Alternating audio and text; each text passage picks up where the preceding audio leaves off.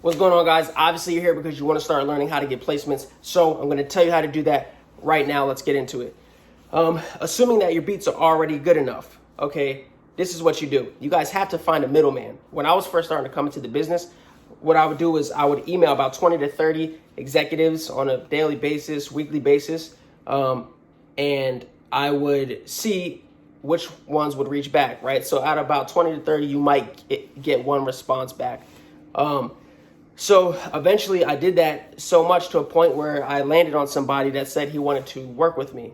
So for you guys, this is crucial because the question is, how are you going to get into these rooms? How are you going to get into that position of opportunity where you're thriving in the mainstream market? Well, the answer is, again, a middleman. You cannot get in this room without somebody granting you access, right? It's like a club, right? You try and get in for free. Well, who do you know? Do you know the bouncer? Do you know the security? Do you know the promoter? Do you know the owner? It's the same way in the music business, okay? You have to know somebody that's going to bridge that gap, somebody who's already experienced, somebody who's already in it, right? They're the only ones that are going to bridge that gap for you. Now, for you, whether that's an executive, a manager, another producer, an artist, only time will tell. But that is how you're going to get in there. So how do you get in there, right? How do you find somebody that's going to be that person for you, right? For me, it was a manager. This is what you do. You guys have to utilize social media. You hear that all the time, right? Utilize social media, social media. But it's the truth. And it's not even about utilizing social media. It's about utilizing social media correctly. So what you have to do is use the internet, okay? That is your best friend when it comes to gaining opportunity for yourself. So if I'm you, I'm doing this. All right, what producers are on the market? What producers can I find on social media platforms? What managers, what executives? I'm compiling them all into a list and I'm sending them emails. Hey, man, and this is what you say when you send the email or when you reach out to them via DM or however you're reaching out. You say, hey, love what you got going on. I definitely want to just give you something, give you these beats. However I can be of service to you, let me know. I'm definitely interested in what you got going on. And if you like what you hear, let me know. We could potentially, start a line of communication, right? You want to be friendly. You don't want to say, yo, check out my beats. Because everybody's saying that, right? Everybody's saying that, yo, check out my beats. I had somebody today say, yo, check out my beats. And guess what I did? Didn't check them out. Why? Because there's no relationship established. There's no line of communication. I don't know that person and I don't care. It's like disrespect to me. As I said that in my video before, it's just like you would never approach somebody without introducing yourself first. So when you're reaching out to these people, you say, look, love what you got going on. I'm going to send you some work. Where can I send it to? And they'll respond if they want to respond.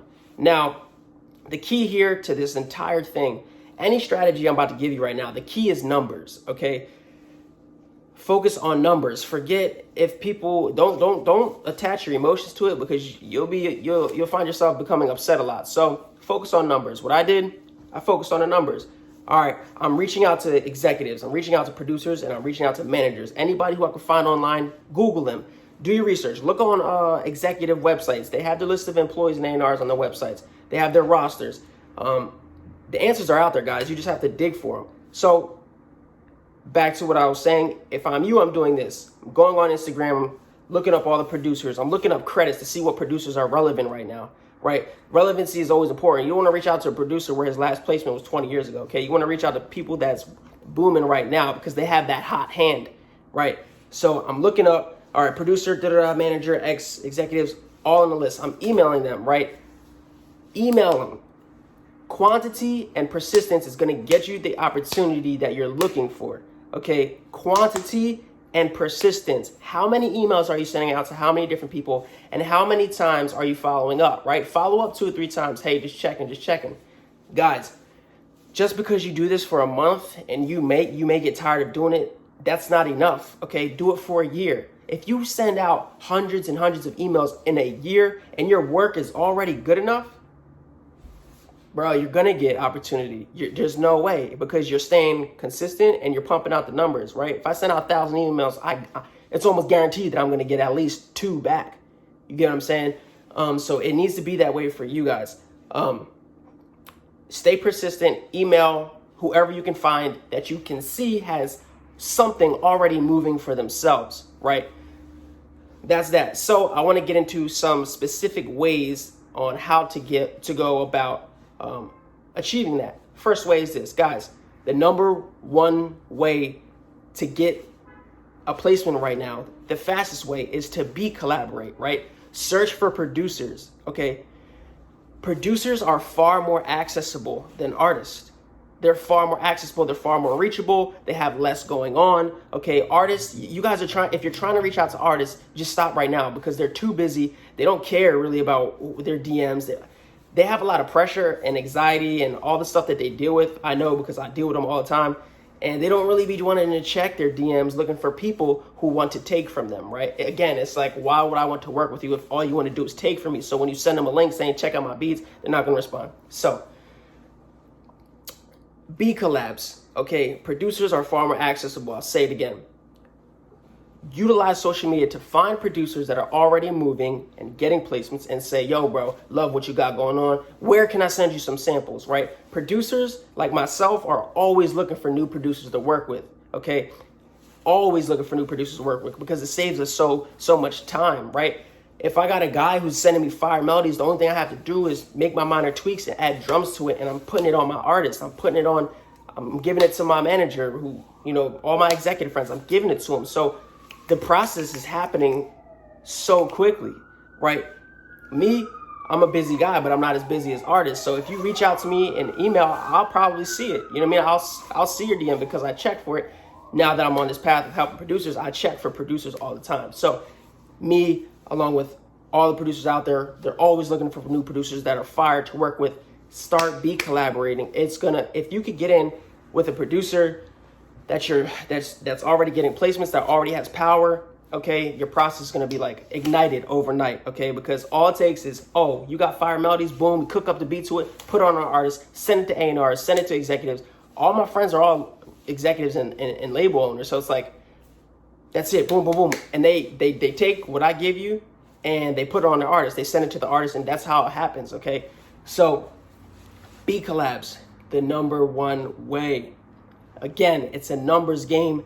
Focus on quantity and persistence and consistency. Okay, don't let up on that throttle. Collabs, find producers. The second way is this. Find somebody that you see the artist is close to. So if I'm on Tory Lanez's Instagram and I see he keep tagging his homie, right? What I'm gonna do? I'm gonna reach out to his homie, and if I don't have that relationship already, if I'm somebody like you trying to gain relationships, I'm gonna say, yo, bro, I see you got good things going on. Again, I'm a producer. I got fire work. I would appreciate if you took a listen.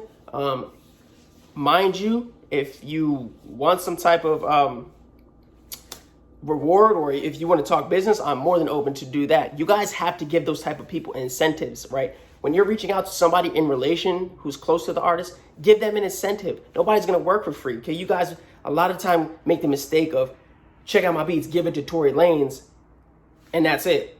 Again, why would he give your beats to Tory Lanez? Offer him an incentive. Say, look, if anything gets placed, I'm more than happy to split it down the middle with you 20%. Anything that you bring in, I'll cut you a check of X, Y, and Z. Whatever you want to work out, just make sure you offer that person an incentive. It's going to give him motivation to work, and it's going to give him motivation to work more quickly. So, reach out to producers, okay? Reach out to people that are close to that artist. And the last way I'm going to tell you is this. Reach out to executives and managers. Now, definitely do this, but do not put all your eggs in one basket. I'm going to tell you why right now. When you're reaching out to executives, and particularly, they no longer have the relationship that they used to have with an artist. And when I say used to have, I'm talking about in the 1990s, early 2000s, okay? It's less of a direct communication line between the A&R and the artist, right? Because everything is so individualized. Artists are just to themselves. They got their own teams, and that's why. So 9 times out of 10, an executive was just assigned to that artist, but that doesn't necessarily mean that he has a relationship with that artist. So definitely don't put all your eggs in that basket, but they do have power. See, just because a guy is A&R of Chris Brown, he may not have that direct relationship with Chris Brown, but he does have power, and he is in charge of newer artists on that label. So how I got into this game was I was always on the newer artist projects, right? Newer artists, which like Kehlani, Bryson Tiller, these new artists that became big. So that's still a good way to play it. You know what I mean? So definitely use that as an option, but don't put all your eggs in that basket. You know, they have, like I said, artists that are signed to them. You could submit to them and they can, you know, make that play however they like. Just don't count on that 100%. With managers, same thing. Some managers are assigned to the label and they may have a relationship. They may be a tour manager, but if you're looking for a manager in particular, I would definitely line it up and see if they're actually involved with that artist on a daily basis. Again, the closer that person is to the artist, like a manager, the more so are going to guarantee your chances of you potentially working with that artist someday. So the main thing here, guys, is quantity and numbers. Okay, the beat submissions to the producers, the executives and managers. Okay, this is a numbers game. I cannot stress that enough. You guys have to stay persistent. Send 10 emails, 20 emails every day. Okay, there's automation softwares that'll do it for you. All right, there's free automation softwares that'll lend you, or email softwares that'll let you send up to 1,000 emails a month. Okay, do your research. These are the tips, the strategies that I use today, that I've used in my career. These are the strategies that have gotten me billions of streams, thousands of television syncs every year, placements on artists. Okay, all it takes is one. Okay, you stay consistent enough, I promise you, if your work is good and you stay consistent enough for a year straight, 2 years straight, I promise you, you're gonna get your first placement. This is everything I did. I just stood consistent, man. I didn't give up. It will get hard, okay? It will get dark, but that light is gonna come back, okay? It's gonna come back, so just stay persistent. Can't wait to see you guys and your success. Those who really take this advice to heart are the ones that are really going to, and apply it, are the ones that are really going to reap the fruits of their labor. So again, guys, numbers game, stay persistent. All right.